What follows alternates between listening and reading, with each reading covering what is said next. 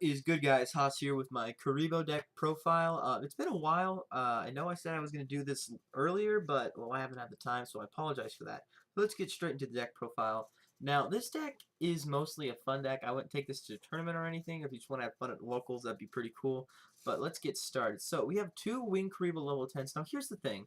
I found out that it's easier to run two copies of every spell, except for Flute of Summoning Kuriboh. You need three of those. Two Transcendent Wings is perfect amount because usually I actually draw both of them in my hand at the same time. So I can actually discard one and then like Wing Kuriboh level 10 and get the other level 10 for my deck. So two of each does not clog, but three and three clogs a lot. BLS because you got Light and Darks in here.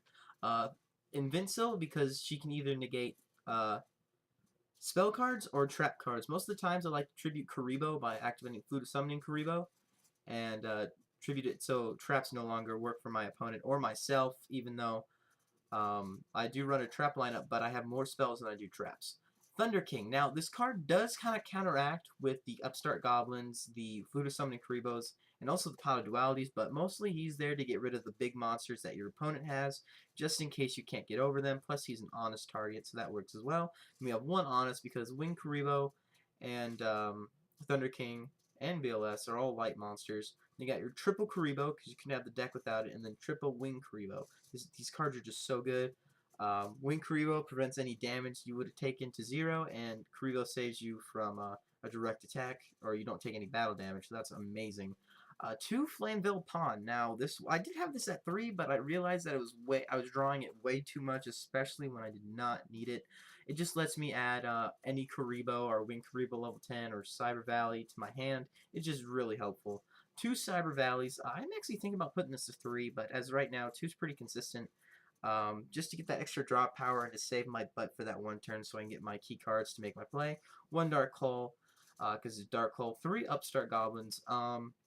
Now, because of the damage you'll be doing with level 10 and your magic cylinders, it's okay to have 3 upstarts in here, but yeah, they work okay. It just helps you get your key cards a lot faster, like your Flute of Summoning Kuribohs. Powder Duality just helps me get what I actually need for a draw. Flute of Summoning Kuribohs helps with the Kuriboh and Wing Kuribohs, whether I need to special summon them or not.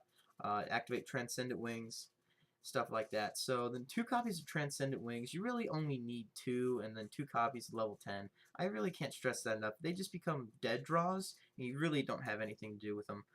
2 Multiply, and Multiply teamed up with Detonate works really good. I did have this at 1, but the problem with it is that I did not draw when I needed it. But with the combo with Detonate, Multiply, and then Kuriboh having 5 cards, 5 Kuriboh tokens, and activating Detonate just clears my opponent's board, and I just go for an OTK. Or not an OTK, but just a pretty good attack with like BLS or Incivil.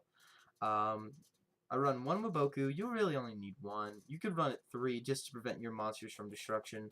1 Bottomless to get rid of their like really good Xyz monsters. Torrential just to clear the board because you really need to do that. 3 Magic Cylinder. You could not run this deck without 3 Magic Cylinder because you really need that extra power to just take your opponent down. 1 Compulse. 2 Graceful Revival. Now the only thing I don't like about this card is that with Incivil, you can't activate it, so I put it down to 2 because it's just a lot. You get a lot more use out of it with just 2. And then for extra deck, you can't really make an extra deck for this deck, so I just put a bunch of cards together. But I have used Dullahan a lot. Kane and Abel are both in this deck. Just because you can actually pull this off. Utopia Roots because everyone special summons Xyz monsters and this card works so good. Slacker Magician just to get that extra defense. Lionheart just to get some damage on your opponent as well. And then number 63 just because it's a pretty gimmicky card and it's kind of cool. So yeah, that's it for the deck profile. If you guys have like any recommendations on what I should do to the deck, let me know because I'm open to up to anything. If you guys want to see any decks, let me know. So thank you guys for watching and Haas out.